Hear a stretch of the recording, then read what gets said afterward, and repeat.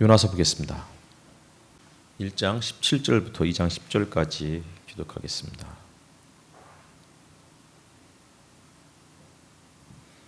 제가 먼저 읽겠습니다. 주님께서는 큰 물고기 한 마리를 마련하여 두셨다가 요나를 삼키게 하셨다. 요나는 사흘 밤낮을 그 물고기 뱃속에서 지냈다. 아뢰었다. 내가 고통스러울 때 주님께 불러 아뢰었더니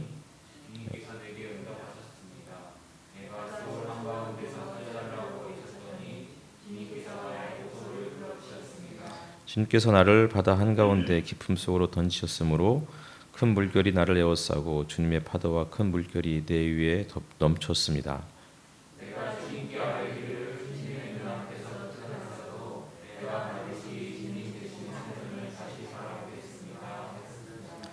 물이 나를 두르기를 영혼까지 하였으며 기품이 나를 에워쌌고 바다 풀이 내 머리를 휘감았습니다.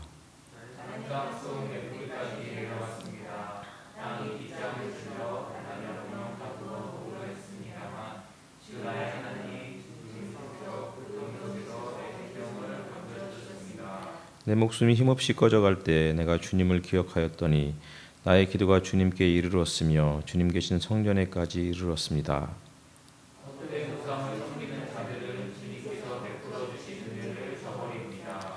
그러나 나는 감사의 노래를 부르며 주님께 희생 제물을 바치겠습니다. 서원한 것은 무엇이든지 지키겠습니다. 구원은 오직 주님에게서만 옵니다.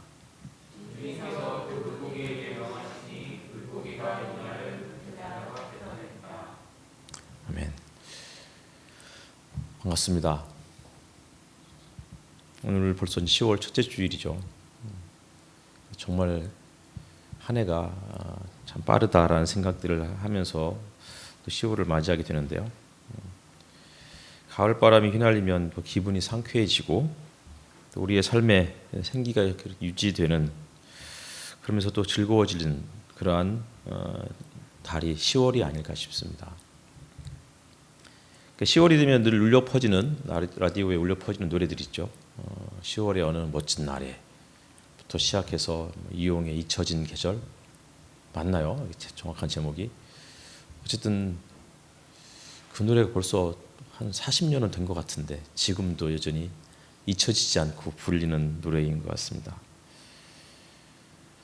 1896년 10월 2일이라고 알려져 있습니다. 인천 형무소에 다급한 전화 한 통이 걸려왔습니다. 발신자는 다름 아닌 고종 황제였죠. 고종 황제가 인천 형무소에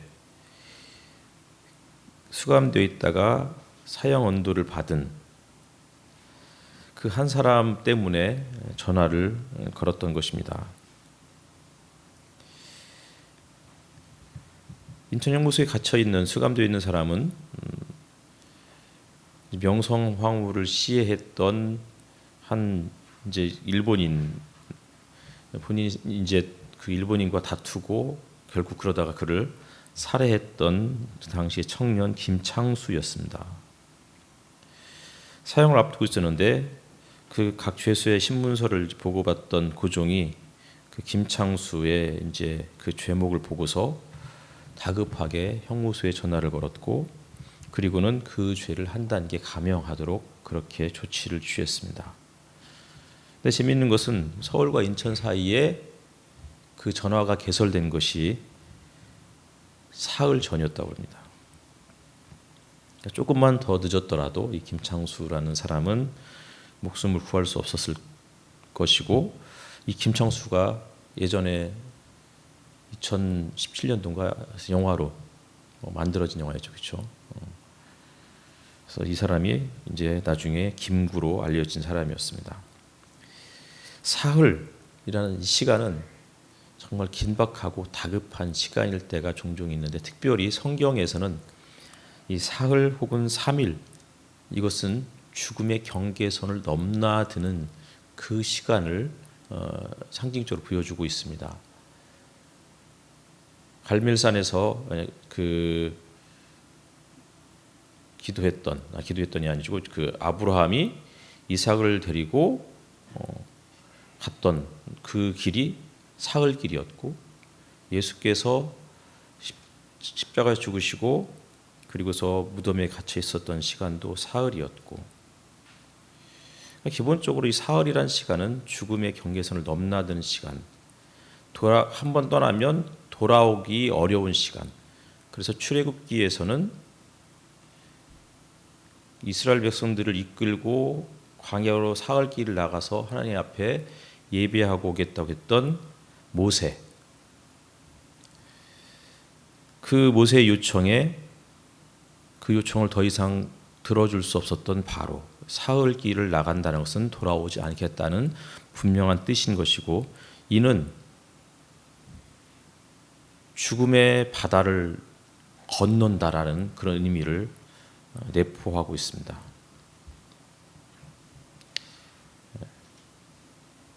아브라함은 갈멜산이 아니고 모리아산이었죠. 죄송합니다. 오늘은 요나서 세 번째 시간입니다. 요나서를 읽을 때마다 저는 참 재미있는 성경이다라는 그런 생각들을 해보게 됩니다. 어떤 분들은 어떻게 성경을 읽는데 재미있다는 표현을 쓸 수 있느냐, 너무 경망스럽지 않느냐라고 말씀하는 분도 있을 수도 있겠습니다. 예전에 제 청년 시절 때 교회에서 어떤 한 분이 성지순례를 다녀오셨을 때 재미있으셨냐고 물었다가 그분이 어떻게 경망스럽게 성지순례를 재미있느냐고 물어볼 수 있느냐고, 은혜로 왔다 라고 물어봐야 된다, 이렇게 말씀하신 분이 있었습니다. 그때 살짝 무안했던 때가 있었는데요. 상처였던 것 같습니다. 벌써 20년이나 세월이, 30년의 세월이 지났는데도 불구하고 제 마음에 이렇게 자리 잡고 있는 걸 보면, 근데 성경을 읽을 때나 혹은 성지순례를 다녀올 때나 또 재미도 있으면 참 좋지 않을까 싶어요. 여전히. 근데 특별히 성경을 읽다가 재미있는 구절들이 종종 나와요. 근데 특별히 요나서가 그 중에 한 부분이죠.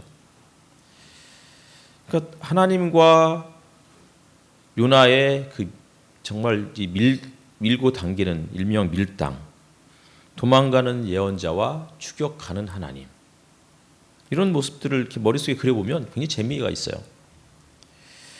니느웨로 가라고 했더니 다시스로 향하고, 올라가라 하면 내려가고, 이런 모습들이 요나의 모습이고 또 동시에 사실은 우리들의 모습이기도 하잖아요. 열왕기하 8장에는 하나님께 죄를 짓지 않은 사람은 아무도 없다라고 고백을 해요. 성전을 봉헌하는 그 자리에서 솔로몬이 드리는 그러한 기도의 내용인데, 그 기도에 하나님께 죄를 짓지 않는 사람은 아무도 없다, 이런 내용이 등장하고 있는 거죠. 성전을 하나님 앞에 드리면서 왜 솔로몬은 이 기도를 드렸을까? 기본적으로 성전이 하는 핵심적인 기능이 우리의 죄를 고백하고 우리의 죄를 용서하는 자리가 성전이잖아요. 성전이라는 이곳에서, 그것도 처음 성전을 하나님 앞에 드리고 그리고 제사하는 자리에서 솔로몬은 죄를 짓지 않는 사람은 아무도 없다고 이렇게 하는 그 기도가 의미심장할 뿐입니다. 그런 점에서 기독교의 핵심은 용서이죠. 그러니까 용서하기 위해서 성전을 바라보는 것이고, 혹은 용서받기 위해서죠. 처음에는 용서받기 위해서 성전을 바라보고 용서받기 위해서 기도하는 거예요. 그리고 결국은 용서를 받은 자가 또 누군가를 용서하기 위해서 성전을 바라보고 기도하고, 요나는 결국에 바다에 던져졌습니다. 이방인 선원들은 절체절명의 위기 속에서 각자의 신에게 살려달라고 기도했지만 요나는 기도하지 않았습니다. 그는 오히려 기도하지 않고 깊은 잠에 빠져들었습니다. 이방인 선원들은 위기를 극복하기 위해서 짐을 버렸고, 그리고 육지를 향해서 혼신의 힘을 기울여 노를 저었습니다. 하지만 하나님의 사람 요나는 배 밑창에 들어가서 잠을 자고 있었습니다. 그가 잠이 든 이유는 하나님의 뜻을 몰라서가 아니고 오히려 하나님의 뜻을 잘 알고 있었기 때문이었습니다. 다시 말하면 하나님께 대한 반항이었습니다. 도망가는 중인데 자기가 탄 배가 강한 바람과 파도에 휩싸이면서 더 이상 도망갈 수 없음을 직감한 요나는 귀를 막고 눈을 가리고 죽음만큼 혹은 죽음보다 깊은 잠에 빠져들었는데 이것이 반항인 것이죠. 바람이 더 거세게 불고 거센 폭풍으로 배가 유지될 수 없다는 사실을 알수록 그는 더 깊은 잠에 빠져들었습니다. 그것이 반항하기 위한 잠이었던 것이죠. 하지만 하나님은 그를 그냥 내버려 두지 않으셨습니다. 그를 깨우시죠. 바람을 일으켜서 깨우고 배가 뒤집어질 정도로 위기의 상황에서도 깨우지만 일어나지 않자 결국은 이방인 선장의 목소리를 통해서 그가 잠에서 깨어났습니다. 하나님께서는 그를 깨우셨고 그리고 폭풍의 원인, 이 위기의 원인이 무엇인지를 그의 입으로 그 배에 탄 다른 사람들에게 고백하게끔 하나님께서 유도하셨습니다.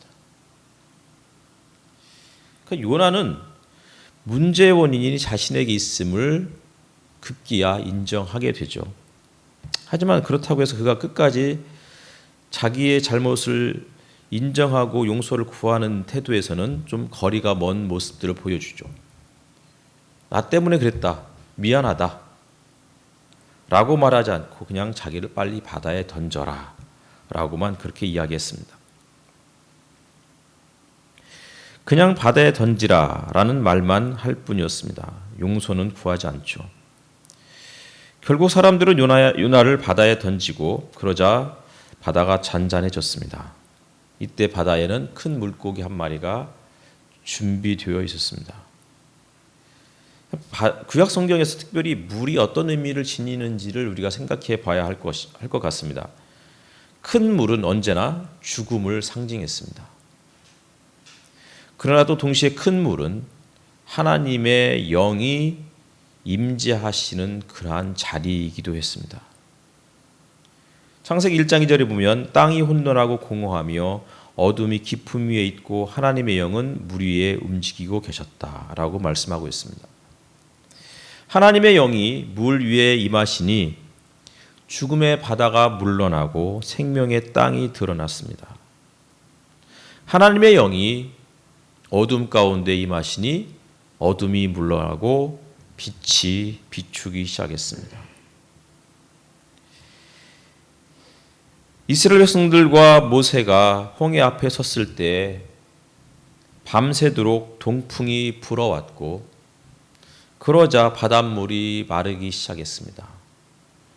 바닷물이 마르자 그리고 육지가 드러났고 이스라엘 백성들은 육지를 밟고 마른 땅을 밟고 안전하게 건너갈 수 있었습니다. 하지만 이곳에서 이스라엘 백성들이 뒤를 쫓았던 이집트 군대는 죽임을 당하게 되죠. 하나님의 백성은 생명을 얻었고 하나님의 백성을 뒤쫓았던 이집트 군대는 죽임을 당했습니다. 모두가 다 바다의 한복판에서 이루어진 일이었습니다. 죽음의 바다를 건넌 사람들은 이제 새로운 삶을 살아가게 되었습니다. 새로운 피조물이 되었고 새로운 생명을 얻게 되었습니다. 요나는 그러한 죽음의 바다에 던져졌습니다. 주님께서 나를 바다 한가운데 깊음 속으로 던지셨으므로 큰 물결이 나를 에워싸고 주님의 파도와 큰 물결이 내 위에 넘쳤습니다. 말씀드렸듯이 바다 한가운데 깊음 혹은 깊음 속 이것은 죽음입니다. 요나는 죽음 속에 내던져졌습니다. 깊음 속에 던져졌다 이 말은 창세기 1장 2절에 어둠이 깊은 곳에 있었다라는 그것과 같은 단어입니다.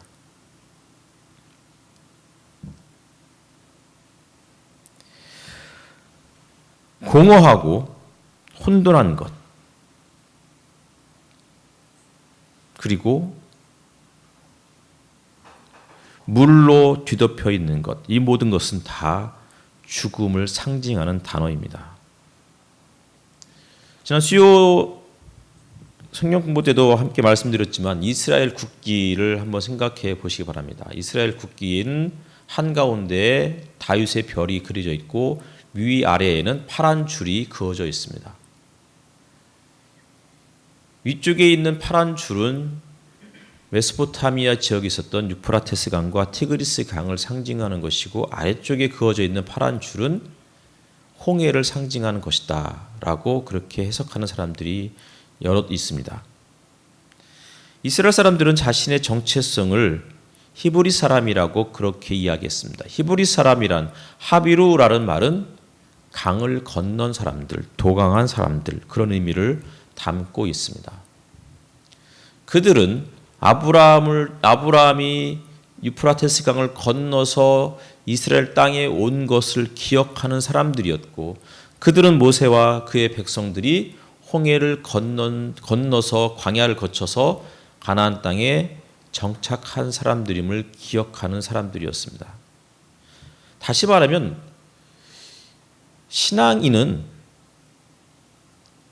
건널 수 없는 강을 건너야 하는 사람들이에요. 이 강은 죽음을 각오하고 건너야 하고, 이 강을 건너는 순간 죽음을 맛볼 수밖에 없는 그러한 강입니다. 다시 말하면 신앙인은 죽음을 맛본 사람들입니다. 이전 것은 지나갔으니 보라 새 것이 되었도다. 이제 내가 사는 것은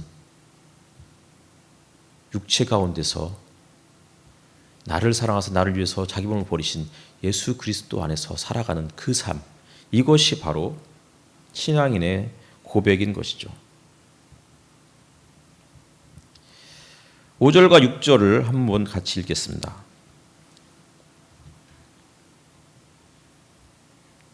같이 읽겠습니다. 시작. 물이 나를 두르기를 영혼까지 하였으며 기품이 나를 에워쌌고 바닷물이 내 머리를 휘감았습니다. 나는 땅속 맷뿌리까지 내려갔습니다. 땅이 빗장을 질러 나를 영영 가두어 놓으려 했습니다만 주 나의 하나님 주님께서 그 구덩이 속에서 내 생명을 건져 주셨습니다. 5절에 물이 나를 두르기를 영혼까지 하였으며 기품이 나를 에워쌌고, 이때 말하는 또 기품은 죽음이죠.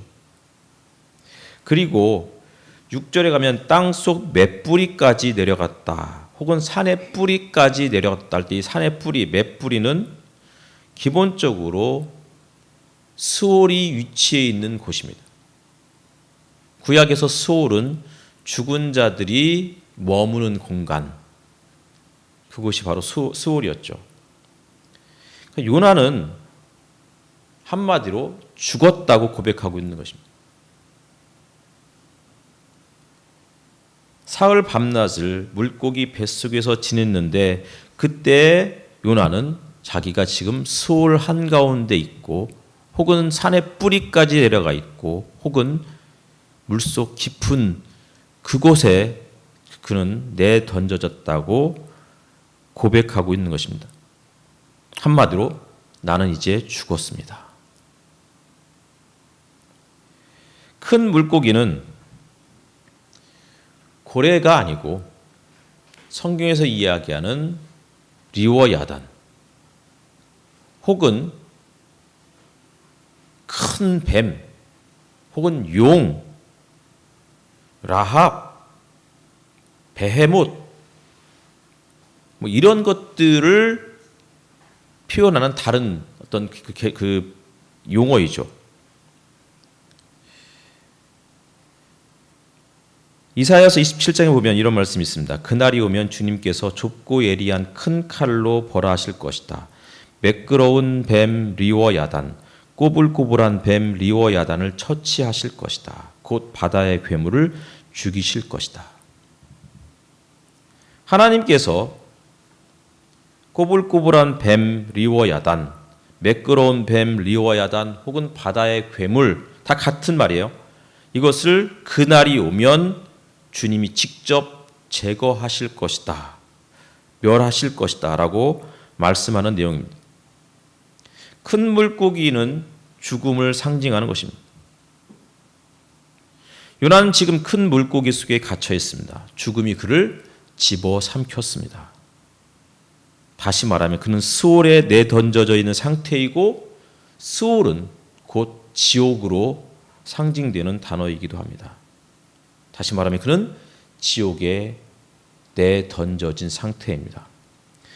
요나는 하나님의 얼굴을 피해 달아났습니다. 하나님의 얼굴을 피해서 깊은 잠에 빠져들었습니다. 그리고 그는 하나님의 얼굴을 피해서 저 바다 끝을 향해서 달아났고 그는 땅 끝으로 가면 하나님을 안 볼 수 있겠구나 라고 생각했습니다. 하지만 아무리 피해 달아나도 하나님은 그곳에 계심을 그는 인정할 수밖에 없었습니다. 그래서 이제는 죽음의 깊은 수렁으로 자신을 내던졌습니다. 나를 바다에 던져라. 그곳은 죽음의 깊은 수렁 속 혹은 스올 혹은 지옥은 하나님이라도 다가올 수 없는 그러한 곳이다라고 생각했습니다. 죽음이 도사리고 아니 죽음이 지배하고 있는 그곳에 하나님은 오실 수 없습니다. 그곳은 지옥이기 때문에 하나님은 지옥에 오셔서는 안 되는 것이었습니다.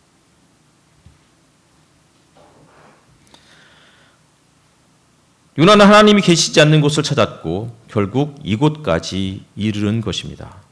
하나님을 피해서 하나님의 얼굴을 피해서 바다 끝으로 땅 끝으로 달아났지만 하나님이 그곳에서 계셨습니다. 하나님의 말씀을 듣지 않으려고 깊은 잠에 빠져들었지만 하나님은 선장을 통해서 말씀하셨습니다. 이제 그가 선택할 수 있는 유일한 대안은 지옥이었습니다. 죽음 혹은 스올, 이곳이 요나가 선택할 수 있었던 유일한 장소였습니다. 그런데 요나의 생각과 달리 하나님은 그곳에도 계셨습니다. 하나님의 영향이 그곳에까지 미치고 계셨습니다. 큰 물고기가 하나님의 말씀을 듣고 순종해서 요나를 집어삼켰고 큰 물고기가 하나님의 말씀에 순종해서 그를 육지에 토해냈습니다. 죽음, 스올 혹은 바다의 괴물, 지옥으로 상징되는 큰 물고기가 하나님의 명령에 순종하고 있는 것입니다. 요나는 하나님의 명령을 들었을 때 그는 일부러 기도하지 않았습니다. 바다가 배를 집어삼키는 순간에도 이방인 선원들이 다들 기도하던 중에도 요나는 기도하지 않았습니다. 무슨 얘기죠? 하나님의 얼굴을 거부했다는 것입니다.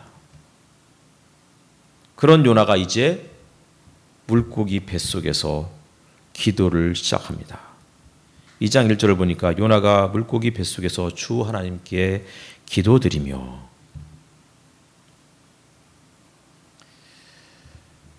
드디어 요나가 기도합니다. 스올 한가운데 한복판에 내동댕이 쳐지자 그는 그곳에서 기도했습니다. 스올은 스스로를 구원할 수 없는 장소입니다. 여기서 한 가지 재미있는 그런 사실이 있는데요. 우리말 성경에는 나타나 있지 않지만 영어 성경이나 혹은 히브리어 성경에는 아주 명시적으로 잘 나타나 있습니다. 그것은 바로 2절에 주님이라는 단어입니다. 우리말 세번역에는 내가 고통스러울 때 주님께 불러 아뢰었더니 주님께서 내게 응답하셨고 스올 한가운데서 살려달라고 외쳤더니 주님께서 나의 호소를 들어주셨다. 이렇게 이야기를 하고 있는데 영어 성경에서는 앞에 있는 주님은 He로 그렇게 번역했고 마지막에 있는 주님은 You로 번역했습니다. 요나는 스올이라는 하나님의 영향력이 절대 미치지 않을 것 같은 그곳에 던져졌을 때 하나님과 가장 거리가 멀다라고 하는 그곳에서 하나님을 향해서 기도를 드리는데 처음에는 당신이 아니고 그분 히라고 그렇게 고백했다가 그 다음 문장에서는 당신이라고 그렇게 바꿔서 고백하고 있습니다. 3인칭 단수에서 2인칭 단수로 하나님에 대한 호칭을 바꾸고 있습니다. 말씀드렸듯이 스올은 산의 뿌리에 위치한 곳이었습니다. 하나님의 영향력이 미치지 않는 곳이라고 생각했었습니다. 하나님의 음성을 들을 수 없는 곳, 하나님의 얼굴을 절대 배울 수 없는 곳, 하나님의 음성을 들었을 때 요나는 기도하지 않았습니다. 하지만 하나님의 음성이 들리지 않는 곳에서 이제 요나가 기도를 시작합니다.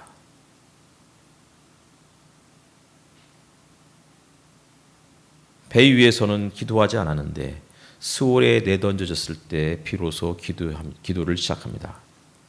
하나님의 얼굴이 나타났을 때는 달아났는데 하나님의 얼굴이 보이지 않자 이제 그는 하나님께 성전을 바라보겠다고 고백하며 기도를 시작합니다. 스올은 말씀드렸듯이 하나님의 얼굴을 찾을 수 없는 곳이고 하나님의 음성을 들을 수 없는 곳이었습니다. 그런데 그곳에서 무슨 일이 벌어지고 있죠? 하나님의 은혜가 그곳까지도 스며들고 있었던 것이었습니다. 그래서 그곳에서 기도하는 것입니다. 영화 그래비티라는 그 영화 혹시 보신 분 계신가요? 산드라 블록과 조지 클루니가 나오는 영화죠. 산드라 블록이 이제 과학자였고 허블 망원경을 뭐 이렇게 수리하다 그 과정에서 결국은 망망한 우주의 미아로 내 던져지게 되죠.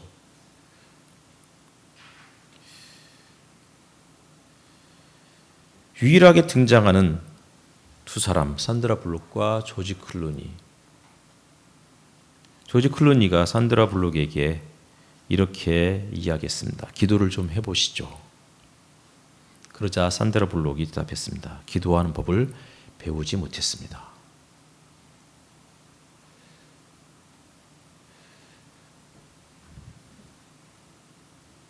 망망한 우주에서 혼자 내던져졌다고 생각하는 그 순간 산드라 블록은 무선을 통해서 에스키모인들과 연결되는 그 순간에 짧은 순간이 있었죠. 무슨 말인지 하나도 못 알아들었습니다. 그들의 언어였으니까 아닌강 뭐라고 하는데 무슨 말인지 몰라요. 그런데 철저하게 고립되어 있다고 생각했던 그 자리에서 보이지 않는 무언가로 자신이 한 번도 보지 못했던 낯선 사람들과 무선으로 연결되어 있다는 그 사실이 산드라 블록에게 삶을 계속해서 붙들려는 의지를 갖게 했습니다. 그런 의미에서 기도는 우리를 살게 하는 절체절명의 위기 속에서도 우리에게 삶을 포기하지 않도록 만드는 힘이 기도가 아닐까라는 생각을 하게 되었습니다. 기도하는 법을 배우지 못했습니다. 배우지 못해도 괜찮습니다. 그냥 하고 싶은 이야기, 문장을 완성하지 않아도 상관없습니다.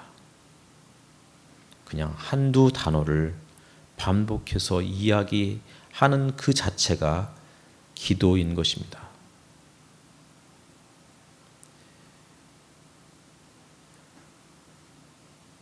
각종 미사여구를 동원해서 하나님의 마음을 설득할 수도 있겠지만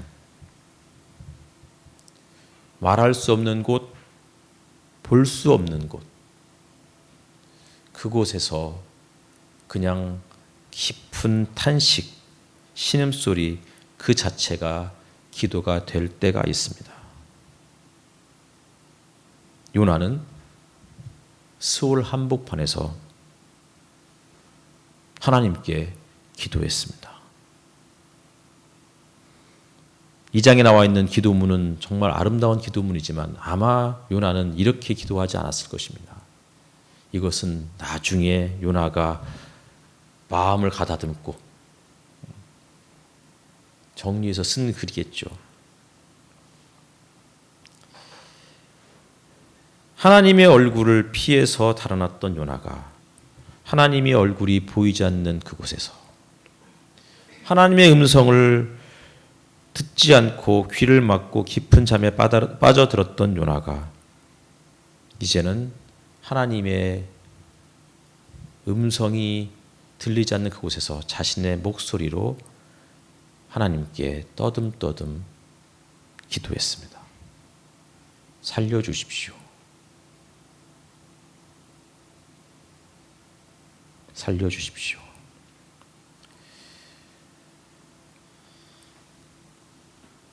여러 번 말씀드렸고 지난 수요일 때도 말씀드렸던 울꽃이라는 이 동시를 읽고 설교를 마치겠습니다. 울꽃 김영환. 할머니 어디 가요? 예배당 간다. 근데 왜 울면서 가요? 울려고 간다. 왜 예배당 가서 울어요? 울 데가 없다. 기도하겠습니다.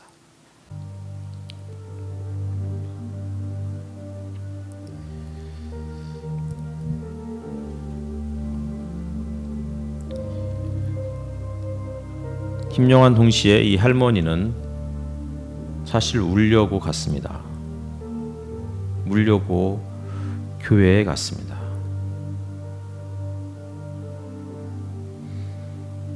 그 자체가 기도였습니다. 기도는 다른 것이 아닙니다. 하나님이 계시지 않는다고 생각하는 그곳에서 하나님의 음성을 들을 수 없다고 생각하는 그곳에서 내 삶이 너무 고단하고 힘겹다고 생각하는 그곳에서 그냥 툭 터져 나오는 외마디 아버지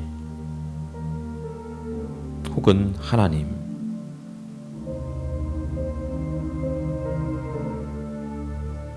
그 한마디가 그 자체가 기도인 것입니다.